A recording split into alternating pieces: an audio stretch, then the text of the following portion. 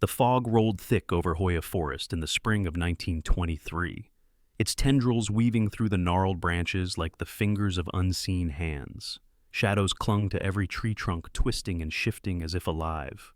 Whispers floated through the air, faint, indecipherable, yet unmistakably human. On that cold evening, a young girl no older than 12 ventured deeper than anyone dared. She carried a small, worn doll, its porcelain face chipped, its dark eyes staring emptily, and some swore those eyes seemed to move, to follow, to judge. Villagers recalled seeing her at the forest's edge, her figure swallowed gradually by the fog, the last rays of sunlight glinting off her hair as a sudden silence fell. According to police reports, the case was immediately labeled a singular disappearance. Witnesses later described fleeting shapes, shadows that darted across the path with impossible speed, a cold so sharp it burned the skin. Lanterns extinguished on their own, footsteps appeared in the mud and vanished. Doors slammed, locks rattled. The air itself seemed to pulse. Her family's diaries spoke of inexplicable events in the days before she vanished. Whispers carried on the wind, a persistent feeling of being watched. Dolls in her room rearranged themselves. Furniture shifted. Windows rattled despite the calm. Local folklore told of a curse older than memory itself. Spirits bound to the forest, ancient guardians of secrets humans were never meant to uncover. Children who strayed too far were said to be claimed, never to return. The photograph, grainy faded, was discovered weeks later in a hollow tree, the only trace left of her existence. It showed the girl clutching her doll tightly, wide eyes frozen in terror, and behind her shadowed figures blurred into the mist, indistinct, yet undeniably watching. Some said it was proof of the forest's wrath. Others whispered that it captured the moment her soul was taken. No one knew exactly what the figures were. The lines between fact and folklore blurred, yet each retelling seemed to stretch the shadow further, whispering warnings to all who listened. And still, even decades later, villagers avoided that path. The forest exhaled a cold, mournful breath, and the photograph remained, a silent testament to a horror beyond explanation, a warning to those who dared enter. Days passed after the girl vanished, yet the forest seemed to grow quieter, heavier, as if it were holding its breath. Investigators scoured the surrounding villages, interviewed witnesses whose memories trembled between clarity and fear. Reports described a singular pattern: children had disappeared in the same area over decades, though none had been recorded officially. Old maps marked the forest as dangerous, a place locals avoided at night, speaking in hushed tones of the spirits that wander among the oaks and hollows, spirits that were said to recognize trespassers instantly. Families who lived near the forest reported strange lights flickering through the trees after sunset, figures glimpsed at the edge of vision, a low hum carried through the night, vibrating in the bones. In one official report, the constable wrote of a mysterious occurrence: a small shoe found atop a moss-covered rock, perfectly intact. Though no child had been seen for weeks, footprints led into the forest and vanished, defying explanation. Villagers whispered of the curse, claiming that the forest itself consumed the careless. Diary entries from the girl's mother revealed nights spent in prayer, chanting to keep her daughter safe. She wrote of hearing a voice, soft yet commanding, calling the girl deeper into the forest. Yet to her knowledge, the girl never returned. Meanwhile, folklore added layers of dread.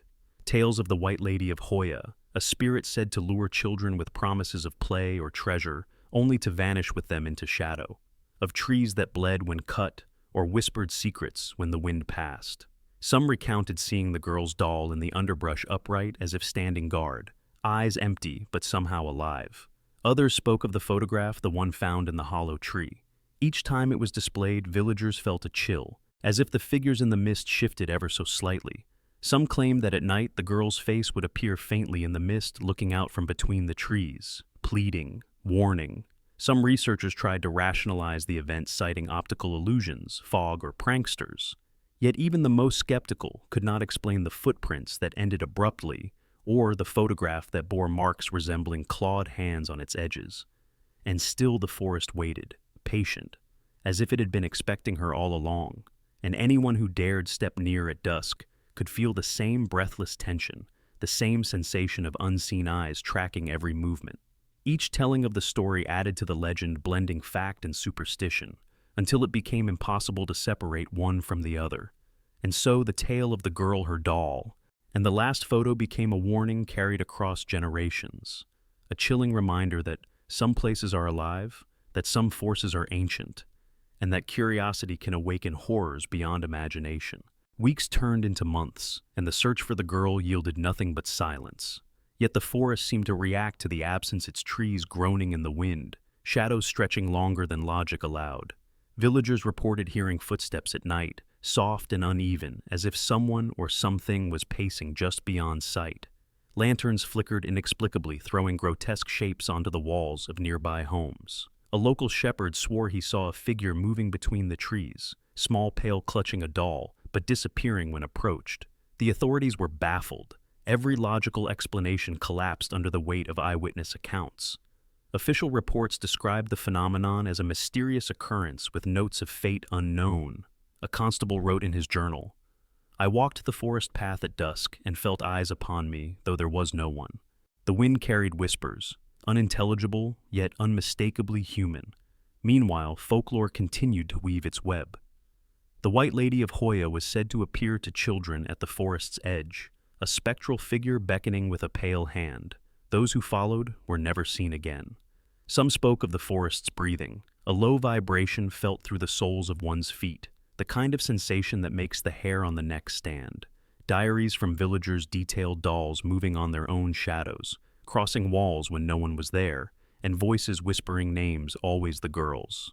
Then there was the photograph, the only tangible trace of her. Found weeks later, wedged into a hollow tree, it showed her standing in the mist, eyes wide, doll clutched tightly.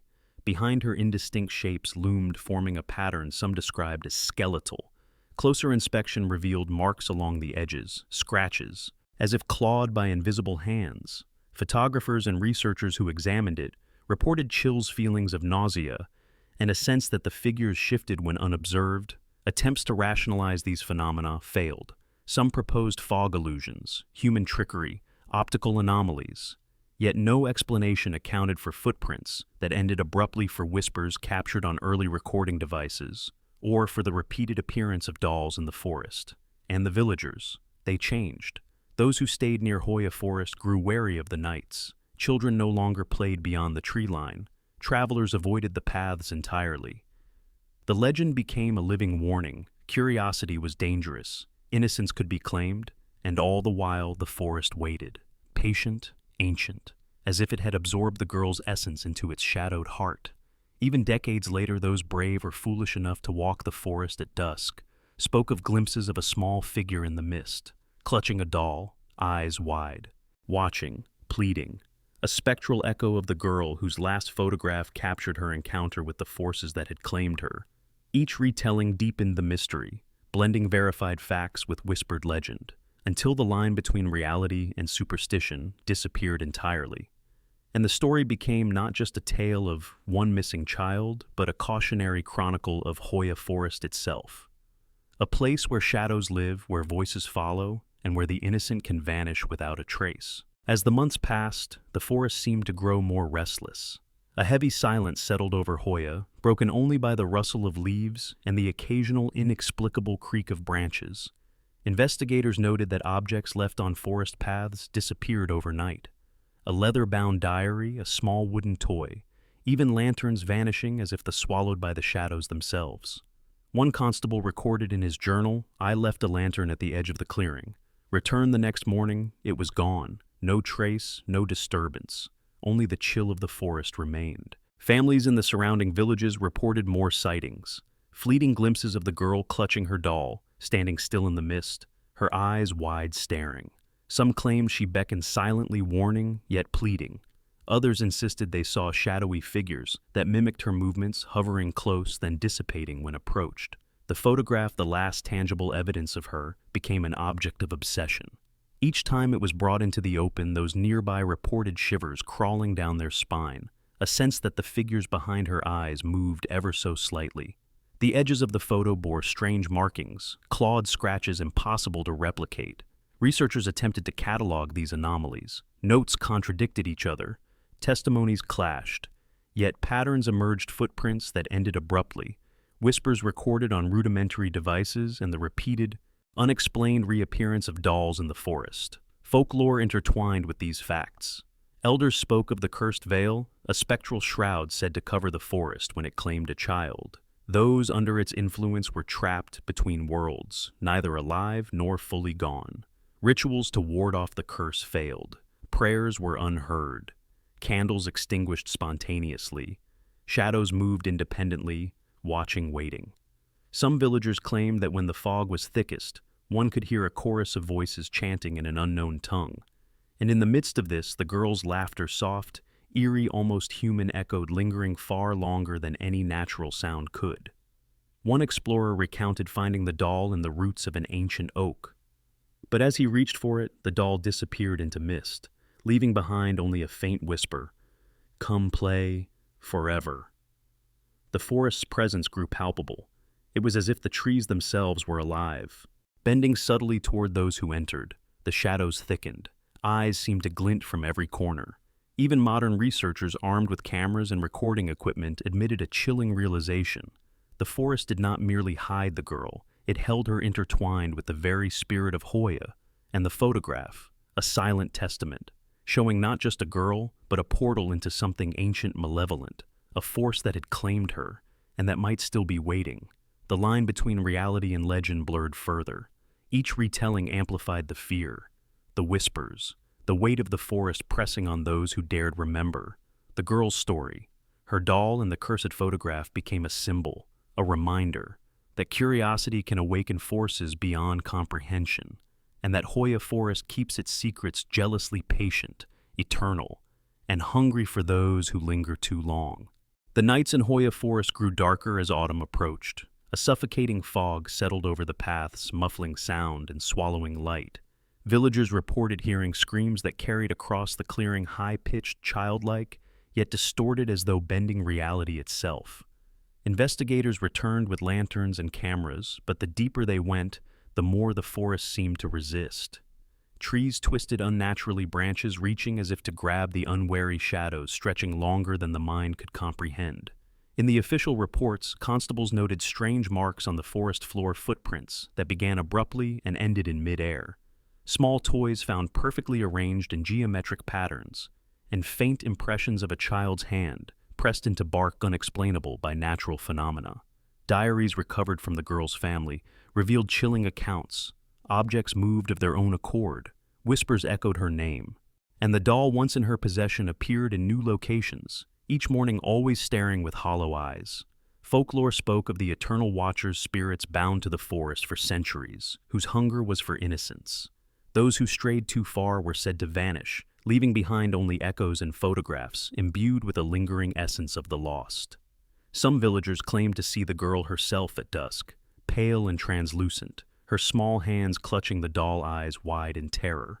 The photograph taken weeks after her disappearance captured her in exactly this posture, yet shadows behind her seemed to shift subtly each time it was observed.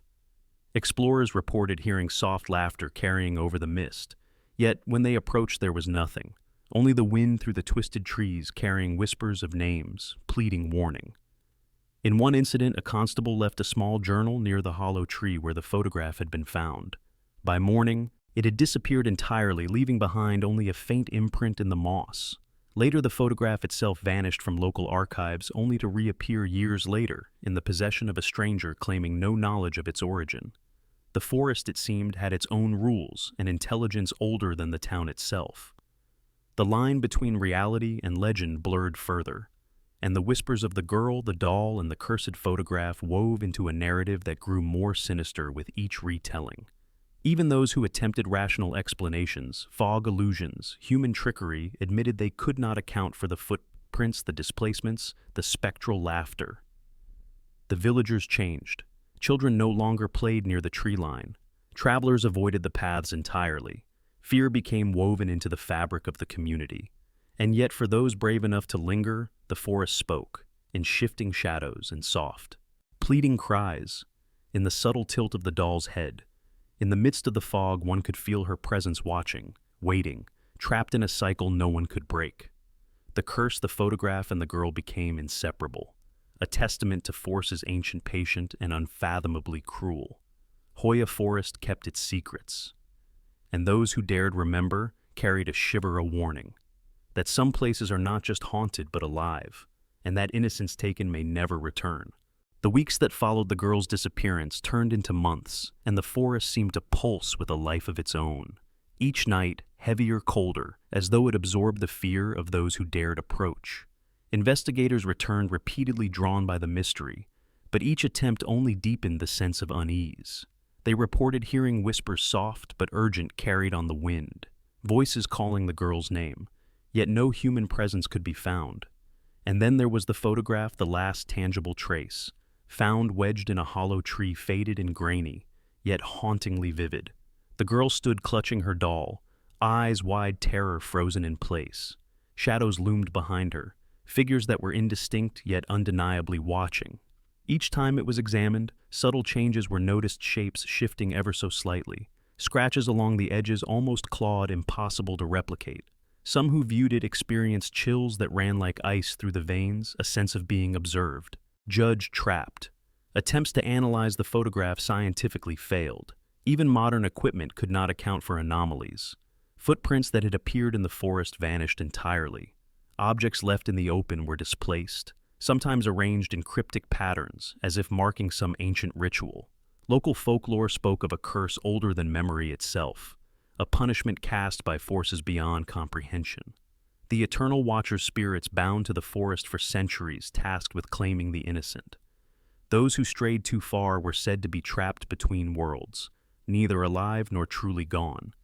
Diary entries discovered years later hinted at her struggle, whispered pleas that were recorded in margins of her family's notes. "They call me. I cannot leave. The fog is alive.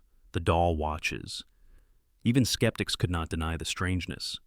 Shadows moved against logic, temperatures plummeted for no reason, and a pervasive sense of dread lingered. Villagers changed. Children no longer played near the forest. Travelers avoided the area entirely. Yet those who dared return reported fleeting glimpses of the girl, pale, transparent, clutching her doll, standing still amid the mist, her eyes wide with unspoken warning. And sometimes in the dead of night, a chorus of whispers could be heard, voices chanting in a language unknown. The doll always presented its eyes fixed, watching, beckoning. Those who had seen the photograph and survived spoke of a compulsion to enter the forest, a need to witness, to understand, even at the risk of vanishing themselves. The curse had woven itself into the very air of Hoia Forest. The girl, her doll, and the photograph had become inseparable, a living testament to forces beyond comprehension, ancient and patient, and the forest eternal, alive, ever hungry.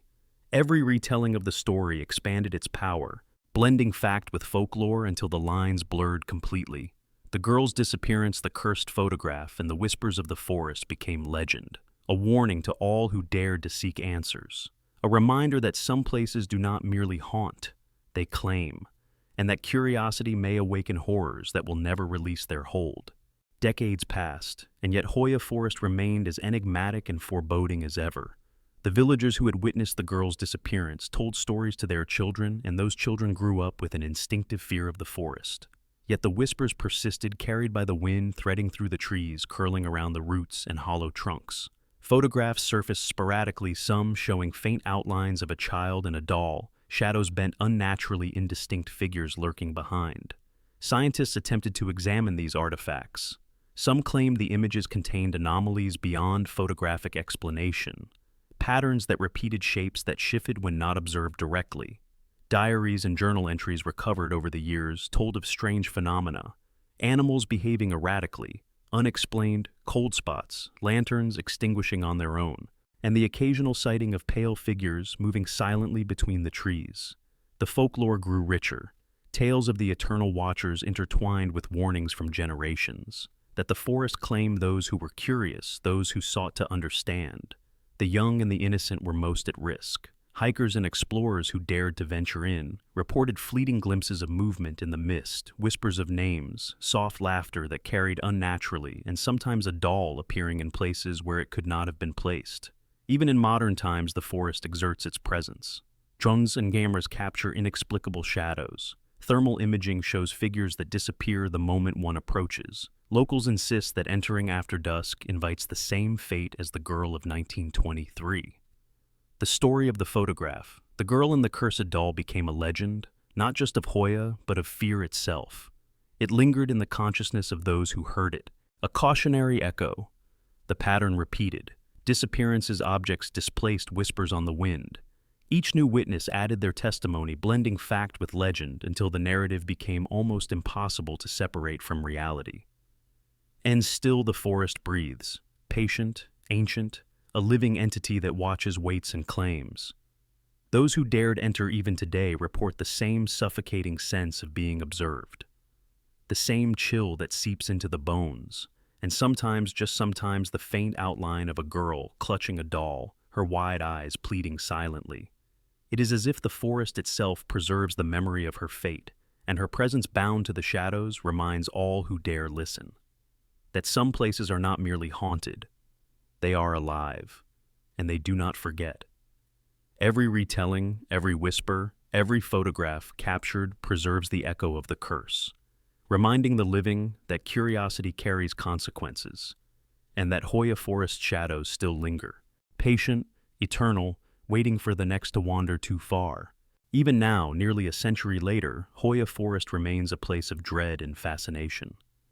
The paths are quiet, yet the mist carries the faintest whispers. Names spoken long ago, warnings and pleas twisting together with the wind. Visitors claim to feel the girl's presence, a weight in the air, a chill crawling across the skin, as if unseen eyes are tracking every heartbeat. The photograph, lost and found repeatedly over the decades, remains a haunting symbol. Each viewing seems to deepen its power, the shadows behind her shifting, growing darker. Those who examine it swear that the doll clutched in her hands appears to move, tilting its head, eyes staring with a knowing intent. Folklore persists. Stories of the eternal watchers and the curse of Hoia forest are recounted in hushed voices. Children are warned never to wander too far. Yet those who ignore the tales speak of faint giggles, the brush of fingers through their hair, and glimpses of a small, pale figure disappearing into the fog. Modern researchers equipped with cameras and sensors capture anomalies, shapes that vanish when approached, thermal readings that suggest life where none should exist. Objects left in the forest are sometimes found in impossible locations. Footprints appear and vanish. The air itself seems to hold a rhythm, a pulse, as if the forest is breathing alive with memory and malice. The girl's story, her doll, and the cursed photograph have become inseparable, a warning woven into the fabric of the forest. Even those who dare speak of it feel an unease that lingers, a sense that the shadows may still reach for the curious, that the forest remembers that it waits, patient, eternal, hungry. And so the tale of Hoia forest, of the girl and her last photograph, remains unfinished, a mystery that cannot be solved, a curse that cannot be broken. The fog swirls, the trees groan, the whispers continue, and one question remains for all who dare enter: will you see her? Or will she see you first? As you step away from the story, remember this. The forest keeps its secrets, and some places are not merely haunted, they are alive. And they are waiting for those who dare to remember to enter, to uncover what should perhaps remain forever hidden. Years have passed since the girl vanished in Hoia forest, yet the legend refuses to fade. The villagers who once whispered the story now recount it to strangers and tourists, but even decades later, a palpable unease remains. The forest itself seems unchanged, its twisted trees and dense fog holding the weight of centuries. Researchers and thrill-seekers alike have tried to enter, cameras in hand, flashlights slicing through the mist.